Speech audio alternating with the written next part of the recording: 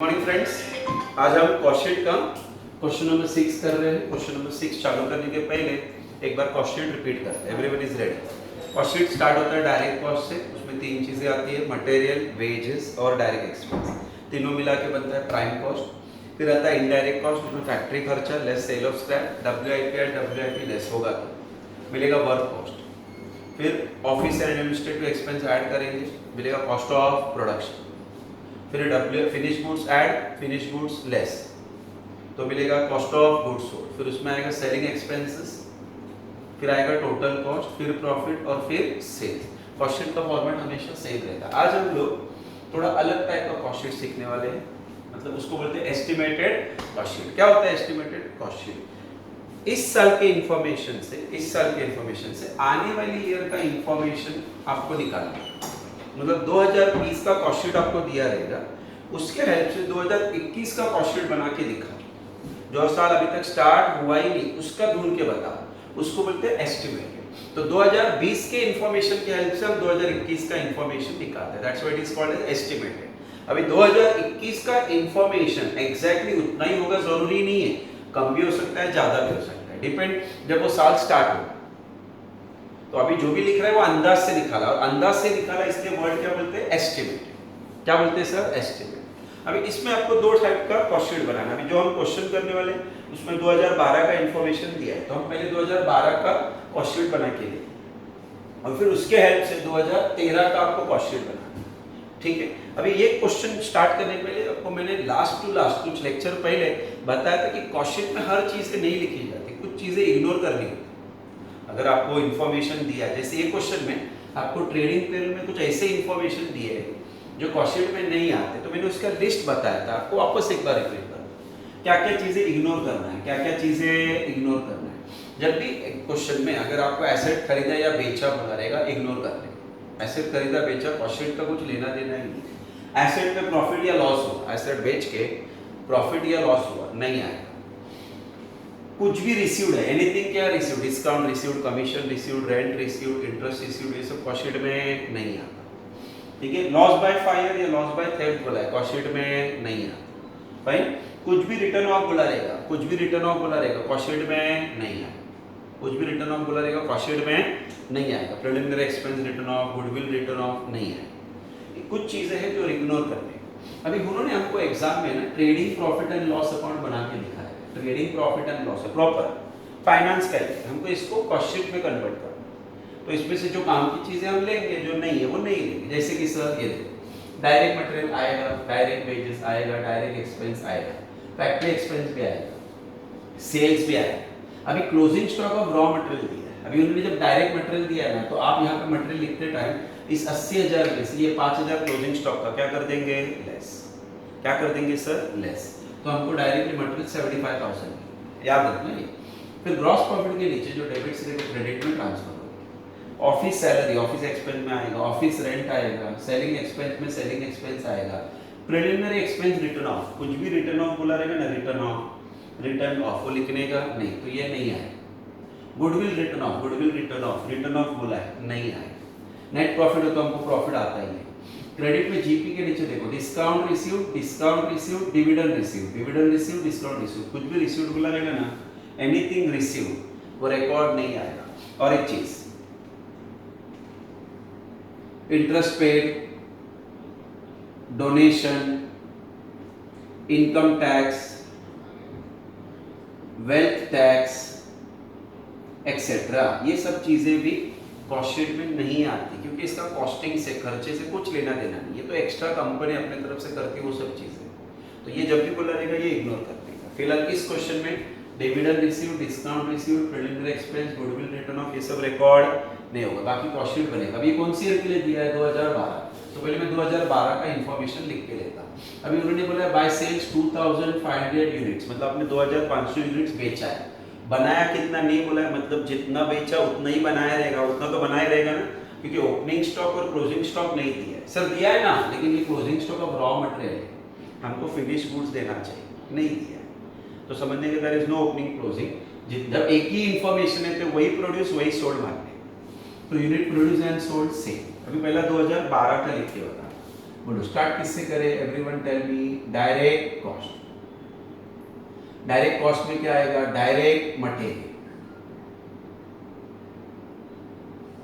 Direct material, ठीक है, direct material. अभी डायरेक्ट मटेरियल कितना बोला, 80,000 नहीं लेने का, 75,000। कितना लेने का सर, 75,000। फाइन। फिर डायरेक्ट एक्सपेंस, नहीं डायरेक्ट वेजेस। डायरेक्ट वेजेस 30,000, बराबर है। फिर डायरेक्ट एक्सपेंस, डायरेक्ट एक्सपेंस 25,000, बराबर है। Direct expense 25,000। पहले मैं तीनों को क्या करता हूँ, ऐड। चलो ऐड करके क्या मिलेगा आप बताओ, मिलेगा प्राइम कॉस्ट। कैसे, तीनों को ऐड करो, 75 प्लस 25 प्लस 30, तो 1,30,000 रुपये। 1,30,000 इनका पर यूनिट निकालते हैं। तो 75,000 डिवाइड बाय 2500, पर यूनिट आया 30 रुपया। 30,000 डिवाइड बाय 2500, इसका पर यूनिट आया 30,000 डिवाइड बाय 2500, तो इसका पर यूनिट आया 12। और 25,000 डिवाइड बाय 2500, इसका पर यूनिट आया 10। तो तीनों का मिला के कितना आएगा सर, 52। 1,30,000 divide by 2,500, 52। ये हो गया प्राइम कॉस्ट। फिर आएगा सेकेंड पार्ट, वो क्या रहेगा सर, इनडायरेक्ट कॉस्ट। याद रखना क्या रहेगा, इनडायरेक्ट कॉस्ट। अभी इनडायरेक्ट कॉस्ट में पहला कौन सा खर्चा आएगा आप बताओ। पहला खर्चा आएगा फैक्ट्री ओवरहेड्स, बराबर है। फैक्ट्री ओवरहेड्स, अभी देखना फैक्ट्री ओवरहेड्स में फैक्ट्री एक्सपेंस देगा। फैक्ट्री एक्सपेंस 40,000, तो ये देखो 40,000 दिया। याद करके बोलना, इसमें से लेस होना चाहिए सेल ऑफ स्क्रैप, जो कि दिया नहीं, फाइन। फिर आना चाहिए WIP लेस, वो भी दिया नहीं है, तो हम डायरेक्टली इसको इसमें क्या कर देंगे, ऐड। तो ये आया 1,70,000। क्या बोलेंगे सर इसको, हम इसको बोलेंगे वर्क कॉस्ट। क्या बोलेंगे हम इसको सर, इसको बोलेंगे वर्क कॉस्ट। अब ये कैसे मिलेगा सर, 40,000 डिवाइड बाय 2500, तो ये आया 16। और 1,70,000 डिवाइड बाय 2500, तो ये आया 68, बराबर है। चलो ओके के सब लोग। फिर इसमें सेकंड वाला खर्चा होगा ऑफिस एंड एडमिनिस्ट्रेटिव एक्सपेंस। अभी देखना ऑफिस में दो खर्चे, पहला कौन सा बोला, ऑफिस का सैलरी, दूसरा बोला ऑफिस का रेंट, दोनों लिखेंगे। तो ऑफिस एक्सपेंस में पहला कौन सा आएगा, ऑफिस सैलरी। दूसरा कौन सा आएगा सर, ऑफिस रेंट। अभी घाई नहीं करना, ऑफिस सैलरी और ऑफिस रेंट 25,000 12,000। अभी क्या हमारे पास इनर आउटर नहीं है, सिंगल कॉलम ही है, ये जो कॉलम है वो तो नेक्स्ट ईयर की, ठीक है। तो अभी हम ये दोनों को इसके साथ क्या कर देंगे, ऐड। तो 1,70,000 प्लस 25,000 प्लस 12,000, तो ये आया 2 लाख सर, कितना 7,000। 2 लाख कितना आया, 7,000। अभी इनका पर यूनिट निकालते हैं। पहले तो इसको क्या बोलेंगे, इसको बोलेंगे कॉस्ट ऑफ व्हाट, प्रोडक्शन। ये बोलो इसको क्या बोलेंगे, कॉस्ट ऑफ प्रोडक्शन। अभी इनका पर यूनिट निकालते हैं। तो 25,000 डिवाइड बाय 2500, तो ये आया 10। इसका निकालते हैं 12,000 डिवाइड बाय 2500, तो ये आया 12,000। 4.8, 4.80 तीनों का टोटल का 2,07,000 डिवाइड बाय 2500, तो 82.8, करेक्ट। अभी याद रखना इसमें ऐड होना चाहिए opening stock of finish goods और लेस होना चाहिए closing stock of finish good, जो कि क्वेश्चन में दिया ही नहीं। ये जो था वो रॉ मटेरियल का था, वो हमने इसमें से माइनस करके इधर 75 लिखा ना, फाइन। चलो तो ये फिगर विल रिमेन सेम। हाँ, इसको क्या बोलेंगे sir, cost of goods sold. अभी जब इसका पर यूनिट निकालते हो तो यूनिट प्रोड्यूस से यूनिट सोल्ड से डिवाइड करने का। अभी क्वेश्चन में प्रोड्यूस और सोल्ड सेम है, तो this will remain same, 82 rupees 80 पैसा। अभी इसमें लास्ट वाला खर्चा बोलो कौन सा, selling and distribution expense add करने का। तो सेलिंग एंड डिस्ट्रीब्यूशन एक्सपेंस में दिख रहा है एक ही है, सेलिंग एक्सपेंस, ठीक है। 12,500 हमने ऐड कर दिया, तो क्या बनेगा सर, बनेगा टोटल कॉस्ट। टोटल कॉस्ट निकाल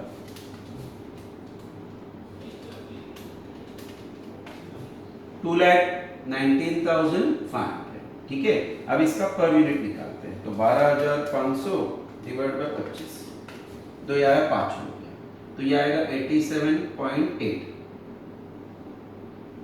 बराबर है। अब इसमें क्या ऐड करूं, प्रॉफिट। क्वेश्चन में प्रॉफिट नहीं दिया है, बट लकीली सेल्स देखो ना दिया है। सेल्स कितने में बेचा पूरा गुड, 2.5 लाख में, 2.5 लाख, ठीक है, 2.5 लाख। अभी आप ही बताओ, जो चीज 2,19,500 में बनाया उसको हमने 2.5 लाख में बेचा, तो difference will be the profit. कैसे निकालने का, 2.5 लाख माइनस 2,19,500, तो इट विल बी 30,500। अब इसका पर यूनिट सिंपल है ना, 30,500 डिवाइड बाय 2500, तो ये आया 12.2, और इसका 25 डिवाइड बाय 25, तो ये आया 100। बोलो ओके क्या? चलो, ये हमने कुछ नहीं किया, हमने 2012 में कुछ किया ही नहीं है, तो दिया था, पहले हमने उसको हॉरिजॉन्टल की जगह पे वर्टिकल में लिख के लिया। अभी एस्टिमेटेड कॉस्ट के बारे में कुछ कंडीशन याद रखना। पहला चीज, एस्टिमेटेड कॉस्ट पिछले साल के इंफॉर्मेशन पे से बनता है, ठीक है, लेकिन लिखने के टाइम कुछ टर्म्स एंड कंडीशन है, एडजस्टमेंट्स के हिसाब से कुछ आपको बोला रहेगा, इंक्रीज डिक्रीज वो आपको करना है, ठीक है, लेकिन कंडीशन याद रखना, कंडीशन समझा रहा हूं। कॉस्ट जो होता है ना, कॉस्ट दो टाइप का, variable and fixed. Variable and fixed, जो चीजें प्रोडक्शन के साथ बढ़ती है, प्रोडक्शन के साथ कम होती है, उसको बोलते हैं वेरिएबल। प्रोडक्शन बढ़ गया तो खर्चा बढ़ेगा, प्रोडक्शन कम हुआ तो खर्चा कम, उसको क्या बोलते हैं, वेरिएबल, ठीक है। जो खर्चा फिक्स रहेगा, जो खर्चा फिक्स रहेगा, जो खर्चा फिक्स रहेगा, जो खर्चा फिक्स रहेगा, मतलब प्रोडक्शन बढ़ने दो या कम होने दो, खर्चा फिक्स रहेगा, इस कॉल्ड एज फिक्स्ड कॉस्ट। मैं 2-3 लाइव एग्जांपल देता हूं। हम क्लासेस चलाते हैं, ठीक है, ये बस मेरे पास ये साल मेरे पास 2000 बच्चे, तो मुझे 2000 बैग मंगानी पड़ेगी, 2000 स्टूडेंट्स के लिए नोटबुक्स मंगाने पड़ेंगे, उतने टेक्स्ट बुक्स मंगानी पड़ेगी। समझो एडमिशन 2500 हो गए, तो मतलब बैग 2000 लगेंगे कि 2500, 2500। अगर एडमिशन 1800 हो गए तो बैग कितने लगेंगे, 1800। तो बैग, नोटबुक, स्टेशनरी जिसको हम बोलते हैं, it is variable, it is what, variable, ठीक है। अब ये जगह का हम भाड़ा भरते हैं, रेंट। 2000 स्टूडेंट थे, भाड़ा था 5 लाख रुपए साल का, एग्जाम। 2500 हो गए तो क्या भाड़ा बढ़ेगा, नहीं। स्टूडेंट 1800 हो गए तो क्या भाड़ा कम होगा, नहीं। तो rent is considered as what, fixed.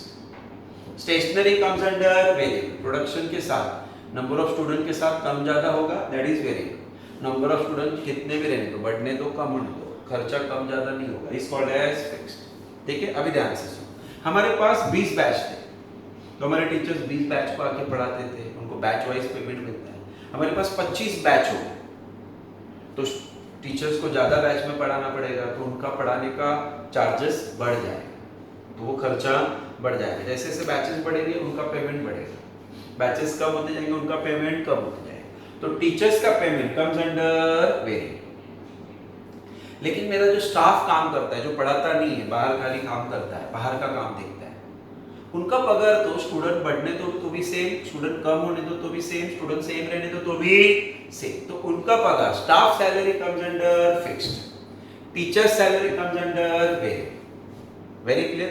अभी लाइट का बिल है, हम 20 बैच को पढ़ाते हैं तो 20 बैच के हिसाब से लाइट कंज्यूम होता है। कल 25 बैच हो गए तो लाइट ज्यादा कंज्यूम होगा, कल 18 बैच हो गए तो लाइट कम कंज्यूम होगा, तो बिल कम ज्यादा आएगा, तो लाइट का बिल कम्स अंडर वेरिएबल, ठीक है।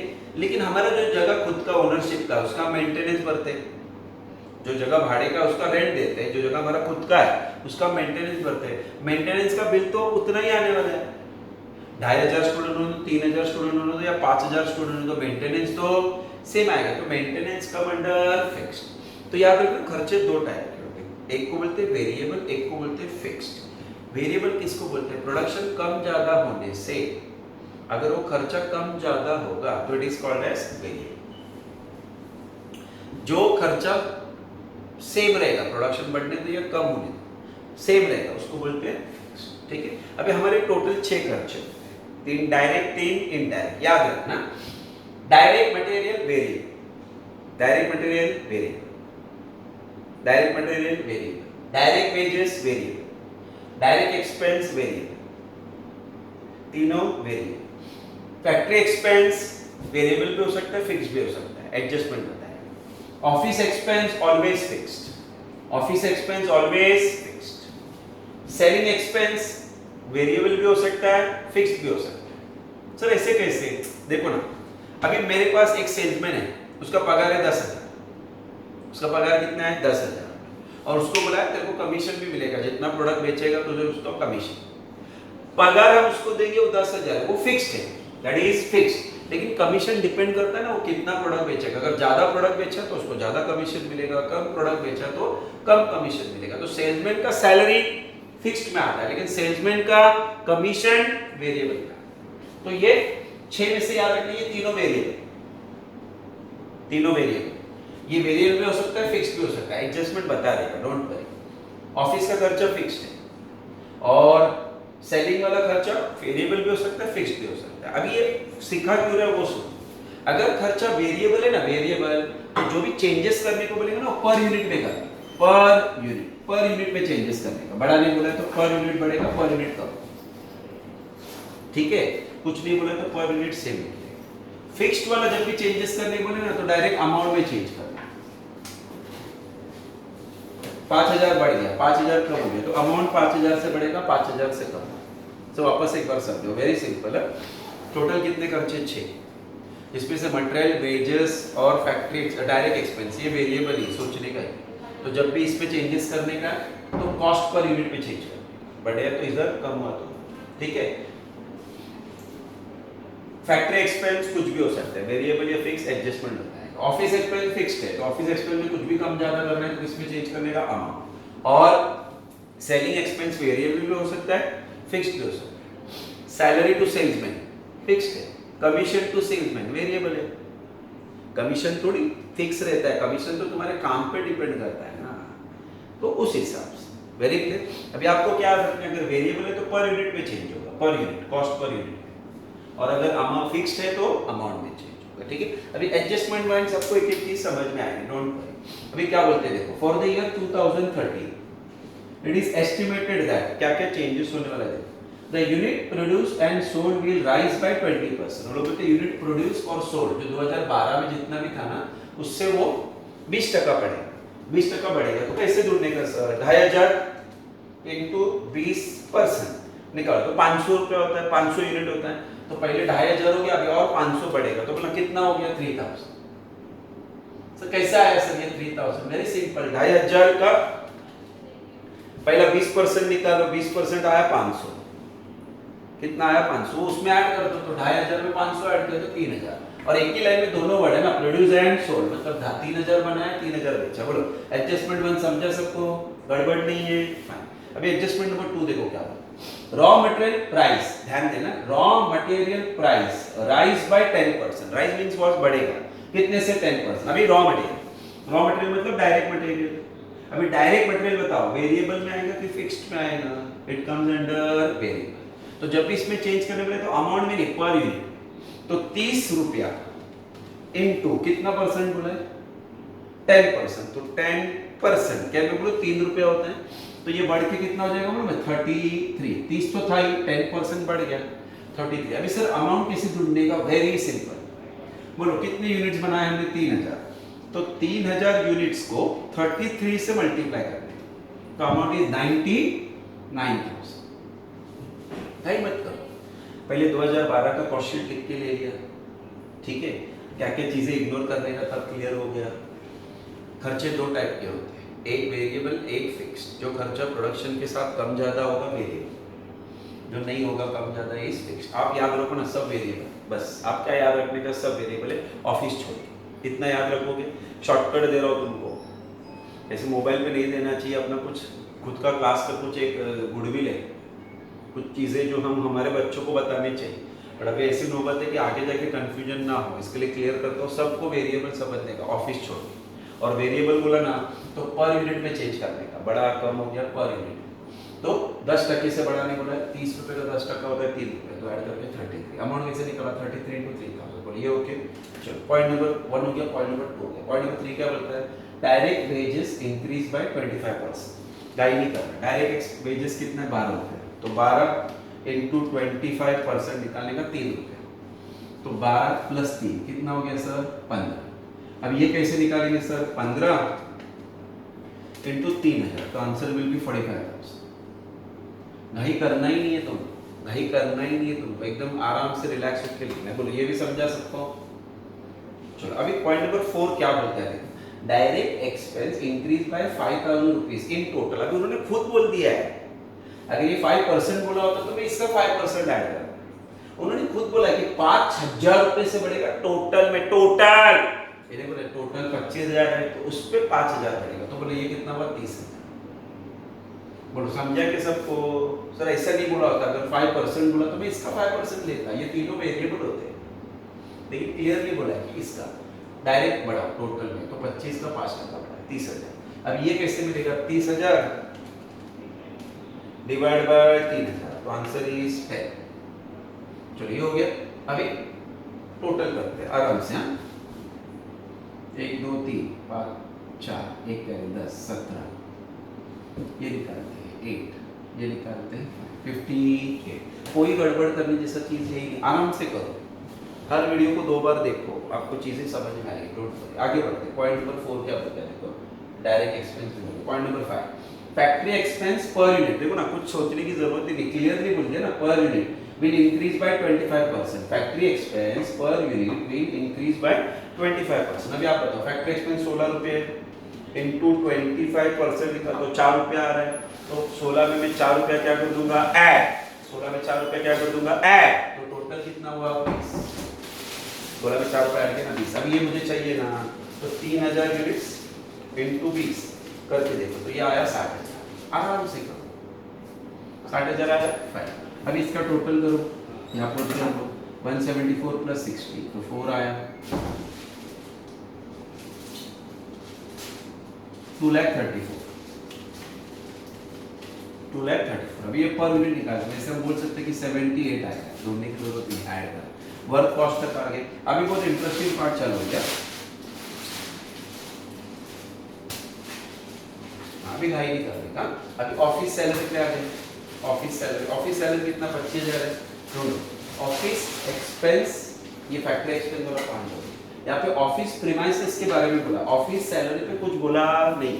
ऑफिस का पगार प्रोडक्शन बढ़ने से थोड़ी बढ़ेगा, प्रोडक्शन कम से थोड़ी कम होगा, it will always remain same, क्योंकि ऑफिस खर्चे किस पे आते हैं फिक्स्ड। तो ये 25,000 है कि नहीं, तो दिस विल रिमेन सेम 25,000। क्यों सर? अरे स्टाफ का पगार, मैंने बोला स्टाफ का पगार सेम ही रहेगा, मेरे पास एडमिशन बढ़ने तो कम बढ़े तो सेम रहेगा। जब कुछ नहीं बोला रहेगा ना, तो इसमें चेंज करना, ऑफिस का खर्चा हमेशा इसमें चेंज करने का याद रखना। ऑफिस एक्सपेंस किस में आता है फिक्स्ड, बाकी सब वेरिएबल। अभी और एक चीज है, ऑफिस का रेंट, ये बहुत अच्छा एडजस्टमेंट। ऑफिस का रेंट 12,000, मतलब जिस जगह पे हम बिजनेस करते हो भाड़े पे, और हम उसका साल का भाड़ा देते हैं कितना 12,000। अभी इन्होंने इस एडजस्टमेंट में क्या बोला देखो, एडजस्टमेंट को 6 में क्या बोला देखो, एकदम आराम से देखिए, दिखता है ना सबको। क्या बोला देखो, office premises which was on rent, 2012 में भाड़े पे था, for the in the year 2012 में भाड़े पे था, वाज परचेज, क्या लिखा है sir, purchase by company, purchase by company. Company ने वो जगह खरीद लिया। ये खरीद लिया मतलब अच्छा क्या हो गया, हमको भाड़ा देने की जरूरत नहीं, तो इस साल भाड़ा आएगा ही नहीं। तो फिर सर, लेकिन वो जगह खरीदने के बाद वो हमारा हो गया, तो हम उस पे क्या चार्ज करेंगे, डेप्रिसिएशन। और हम बोलते हैं कि डेप्रिसिएशन कितना रहेगा 6,000 फॉर द ईयर 2013। मतलब 2013 में भाड़ा की जगह पे हमको क्या चार्ज करना पड़ेगा, डेप्रिसिएशन। तो ऑफिस का रेंट नहीं आएगा, उसकी जगह पे क्या आएगा, डेप्रिसिएशन। वो कितना 6,000। Very simple. अच्छा सर, ये एडजस्टमेंट नहीं दिया रहता तो ये नहीं दिया रहता तो मैं 12,000 ही लिखता, भाड़ा तो सेम ही रहता है, तब तक सामने वाला भाड़ा नहीं बढ़ा। तो उन्होंने बोला हमने जगह भाड़े का खरीद लिया। ये खरीद लिया मतलब नेक्स्ट ईयर रेंट देने की जरूरत नहीं है, लेकिन जब जगह तुम्हारा हो गया तो उस पर डेप्रिसिएशन आना चाहिए। एंड डेप्रिसिएशन ऑन ऑफिस जगह मतलब वो ऑफिस का एक्सपेंस ना है, तो 6,000। Very clear. अभी इसके साथ ये दोनों को क्या कर देंगे ऐड, तो 234 plus 25,000 plus 6,000, so it is 2,65,000। इसका पर यूनिट निकाल, 25,000 डिवाइड बाय 3, ये आया 8.33। इसका निकालते हैं 6,000 डिवाइड बाय 3000 तो यार 2 रुपीस। अभी टोटल करते हैं तो 72,65,000 डिवाइड बाय 3 तो ये आया 88.33। चलो यहाँ तक ओके, कॉस्ट ऑफ प्रोडक्शन तक होते हैं। फिनिश गुड्स तो फिर से नहीं है, nil nil, so again this will remain same and the per unit will also remain same. अभी हाई नहीं करने का, सेलिंग एंड डिस्ट्रीब्यूशन एक्सपेंस क्या बोला देखो, हम ये पॉइंट कवर कर दिया। पॉइंट नंबर 87 क्या बोला देखो, सेलिंग एक्सपेंस पर यूनिट विल रिमेन सेम। ये वापस पढ़ रहा हूँ, सेलिंग एक्सपेंस पर यूनिट विल रिमेन सेम। ये वापस पढ़ रहा हूँ, सेलिंग एक्सपेंस पर unit will remain same, remain same. तो पर यूनिट कितना था सेलिंग एक्सपेंस, 5 रुपया, तो इट विल रिमेन सेम 5 रुपया। तब ये कैसे मिलेगा सर, 5 रुपए को हम 3000 से मल्टीप्लाई करेंगे तो ये हो गया 15। ओके क्या सब लोग, समझा क्या सब लोग। अभी वापस ये दोनों को ऐड करके क्या मिलेगा, टोटल, और टोटल कॉस्ट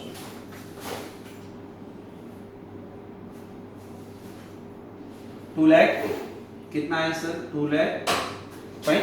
अभी ये निकालते हैं 2,80,000 डिवाइड बाय 3 तो ये आया 93.33। अभी बोला सबसे इंपॉर्टेंट पार्ट, अभी इस क्वेश्चन में आगे जाके कुछ दिया नहीं, बोला प्रिपेयर कॉस्ट शीट और estimated cost sheet.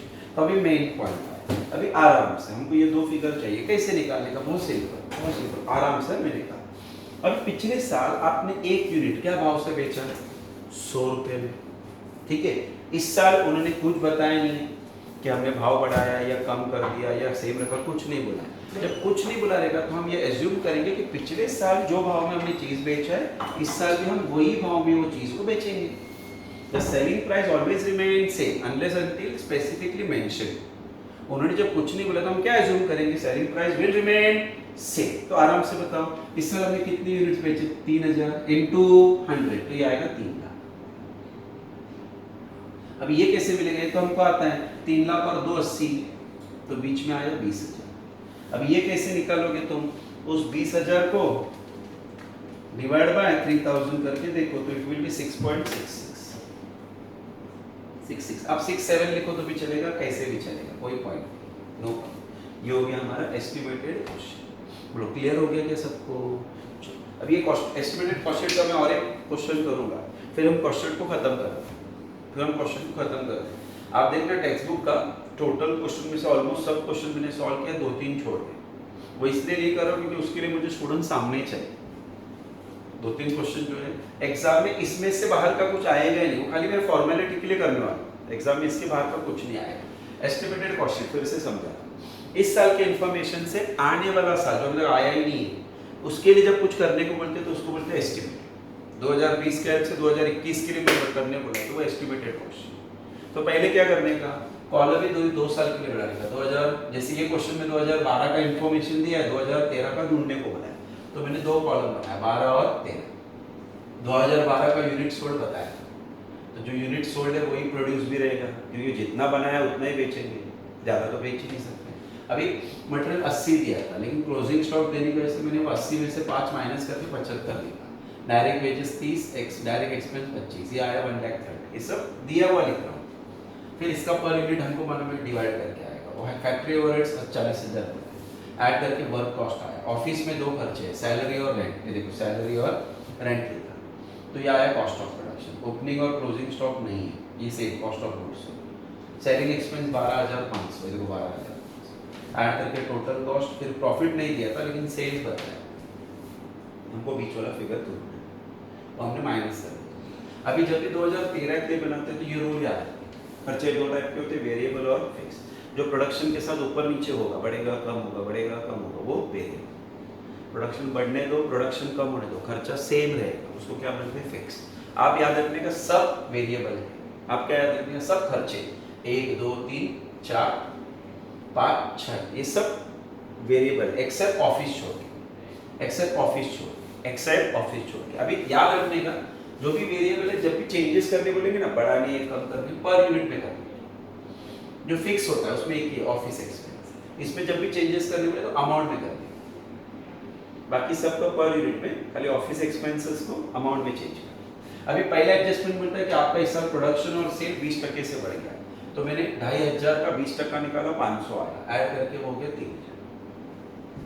Raw material price will rise by 10%। पिछले साल रॉ मटेरियल का प्राइस 30 रुपया था, इसका 10% होता है 3 रुपया, तो 33 आया। अमाउंट कैसे आया सर? 33 into 3000।